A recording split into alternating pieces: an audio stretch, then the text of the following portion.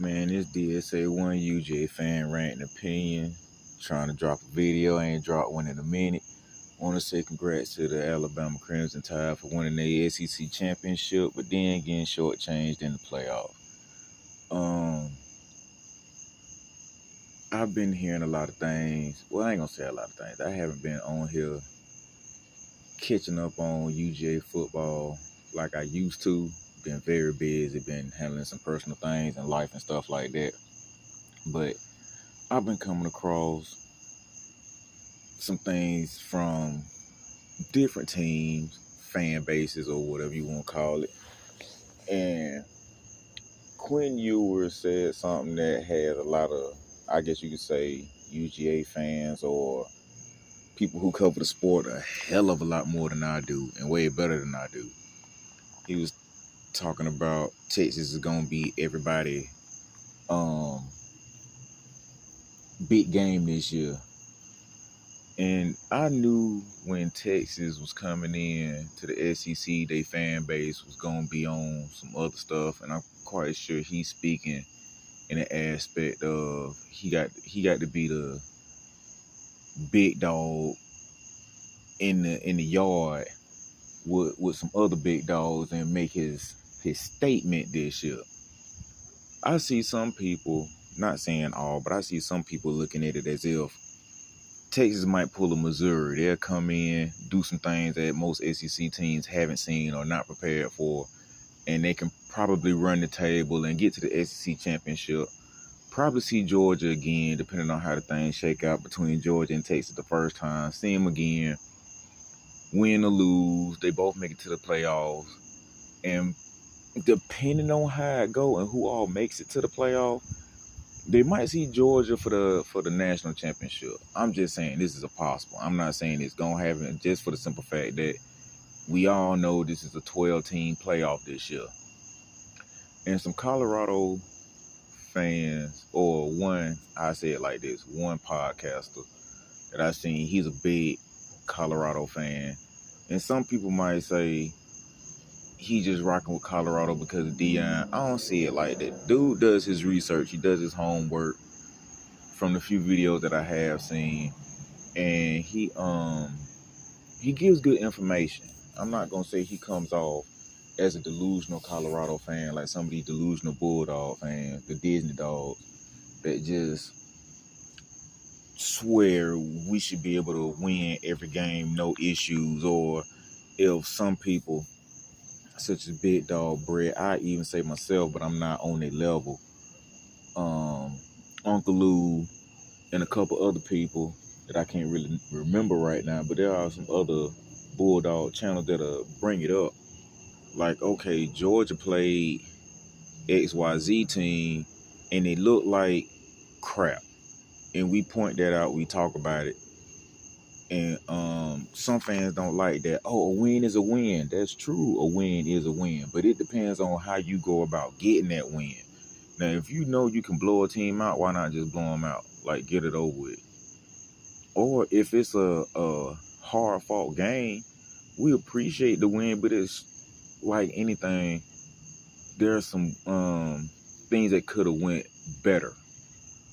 Like drop passes that should not have been dropped. Or assignments that should not have been blown. But mistakes happen. We know that. We understand that as people who watch sports and understand sports, and especially in this particular topic of college football. Now, the podcaster, he was saying that Shedure is better than Beck. I give it that. Yeah, Shedure is better than Beck. Shedure can make plays happen. Beck can too, but not on Shedure's level. Shedure has played a lot longer than Beck has. He started a lot longer, so he don't have pretty much no excuse except for going from an HBCU to the Pac-12, seeing how that worked out, and it's a lot different. And now going into the Big 12, which is still going to be a lot different. The playing style or ability to play in two different conferences, it's gonna be a whole lot different than playing 2 years in the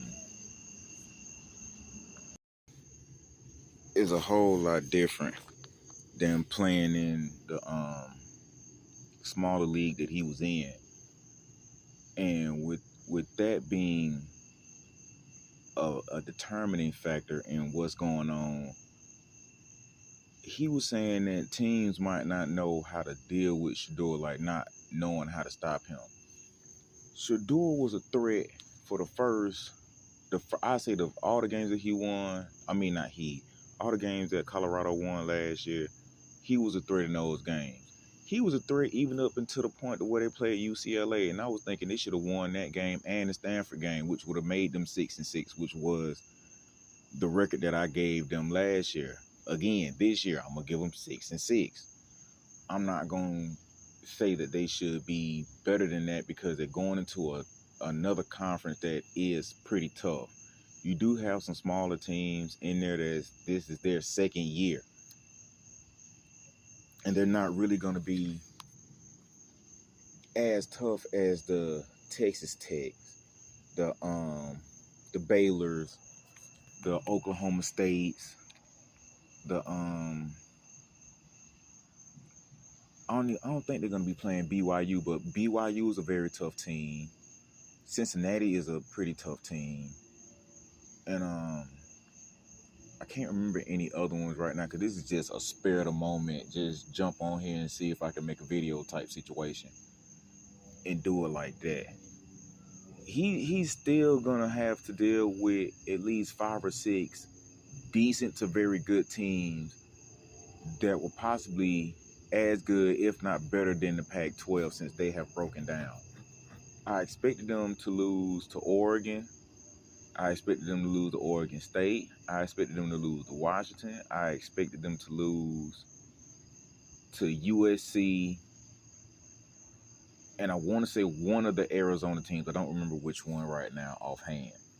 So that would have gave them their 6. But they messed around and lost to UCLA and Stanford, which made them 4-8, which threw my whole situation off.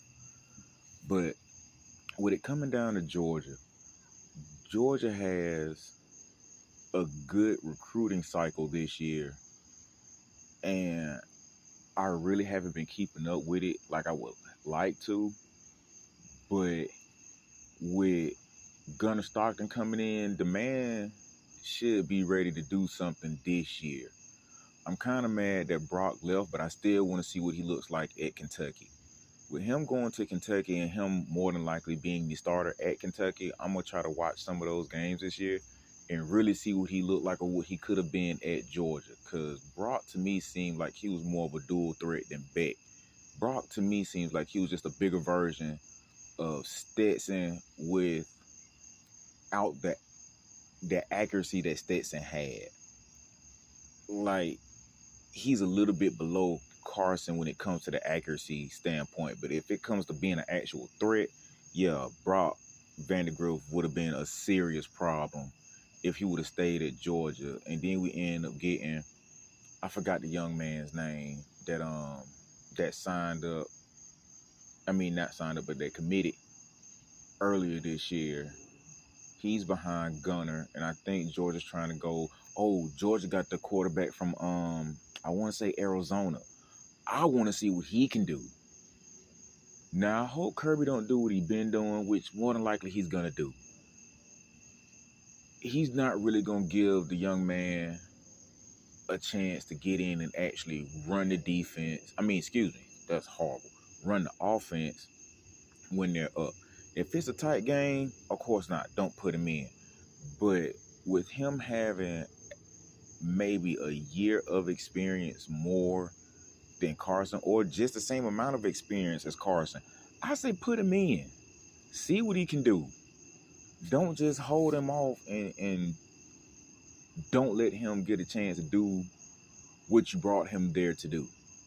Meaning he's a quarterback, put him in at quarterback. Let the man run defense. The offense, I don't know why I keep saying that. I got a lot of defensive minded stuff going on in my head right now. Excuse me for that. but let him run the offense. And if Gunner has shown some improvement, put him in as well. I think we have 2 cupcake games earlier in the season after the Clemson game and before I think the South Carolina game or 2 or 3 games before the Texas game. Now, Bobo has done well. I'm not gonna sit up here and say he lit the world on fire last year.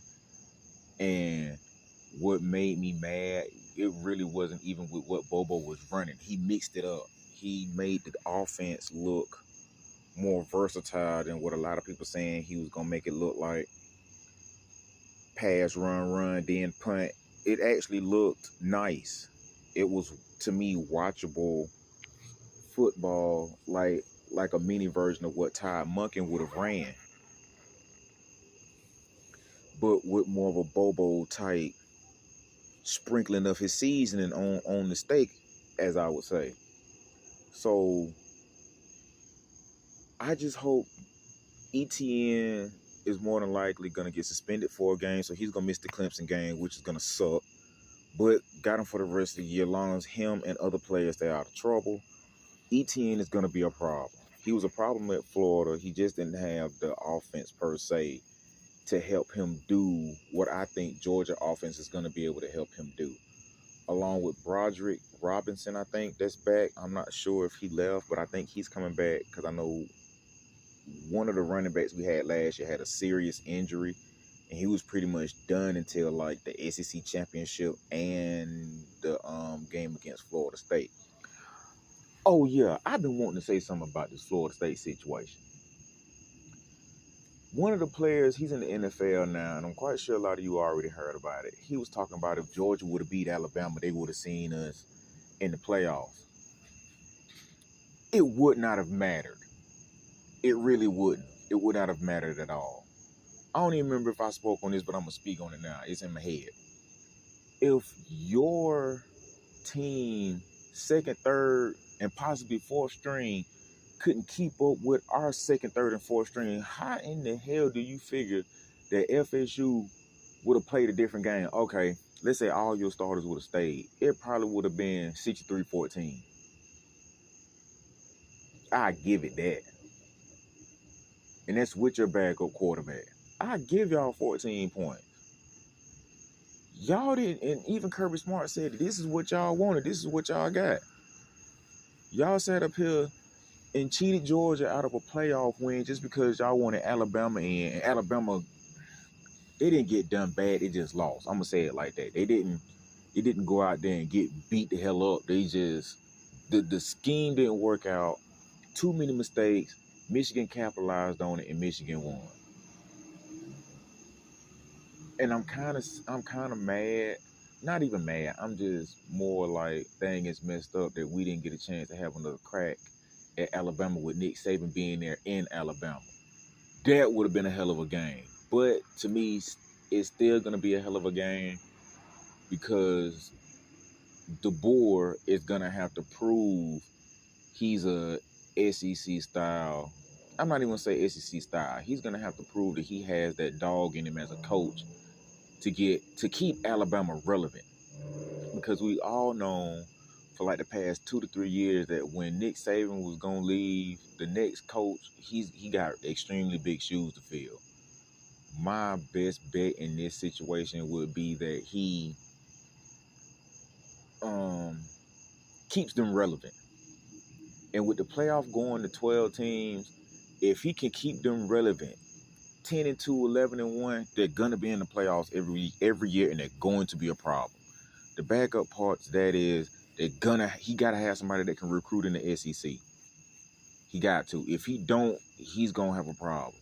Then Auburn might start trying to make a run and go for their throat and trying to get back into this rivalry that to me has always been a tug of war.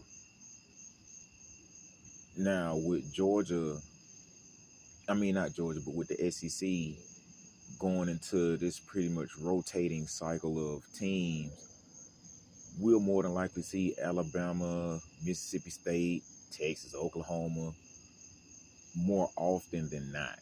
Outside of the 3 regular rivalry games that we do have. But that's just my thoughts for right now. This was just something real quick and simple. If this work out, I'm gonna try to drop some more once I get some more information and try to holler at y'all. DSA1 UGA fan, random opinions. Holler at your boy.